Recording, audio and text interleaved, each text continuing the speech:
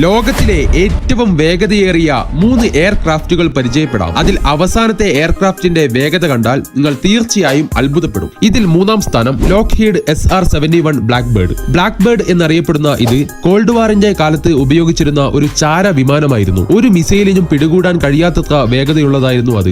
അതായത് മണിക്കൂറിൽ 4000 കിലോമീറ്റർ അല്ലെങ്കിൽ 2200 മൈൽ വേഗത. ഈ എയർക്രാഫ്റ്റിന്റെ ബോഡി പ്രധാനമായും ടൈറ്റാനിയം കൊണ്ടാണ് നിർമ്മിച്ചത്. ഉയർന്ന വേഗതയിൽ ഘർഷണം മൂലമുണ്ടാകുന്ന കടുത്ത ചൂടിനെ ഇത് നേരിടും. 1966 മുതൽ 1999 വരെ പ്രവർത്തിച്ചിരുന്ന ഇത് ഇന്നും ഇതുവരെ നിർമ്മിച്ചതിൽ ഏറ്റവും വേഗതയേറിയ എയർക്രാഫ്റ്റുകളിൽ ഒന്നാണ്. 2-ാം സ്ഥാനം നോർത്ത് അമേരിക്കൻ X-15. 1960-കളിൽ നാസയും US വ്യോമസേനയും പ്രവർത്തിപ്പിച്ച ഈ എയർക്രാഫ്റ്റിന്റെ വേഗത എന്നത് മണിക്കൂറിൽ 7200 കിലോമീറ്റർ അല്ലെങ്കിൽ 4500 മൈലാണ്. ഇത് വളരെ ഉയരത്തിൽ, അതായത് ഭൂമിയിൽ നിന്ന് 100 കിലോമീറ്ററിൽ കൂടുതൽ ഉയരത്തിൽ വരെ പറന്നു. ഏതാണ്ട് ബഹിരാകാശത്തിന്റെ അരികിൽ എത്തിയതിനാൽ ഇതിലെ പൈലറ്റുമാർ ബഹിരാകാശ സ്യൂട്ടുകൾ ധരിച്ചിരുന്നു. 1-ാം സ്ഥാനത്ത് ആരാണെന്ന് അറിയുന്നതിന് മുമ്പേ ചാനൽ ഒന്ന് സബ്സ്ക്രൈബ് ചെയ്യാനും ലൈക്ക് ചെയ്യാനും മറക്കല്ലേ.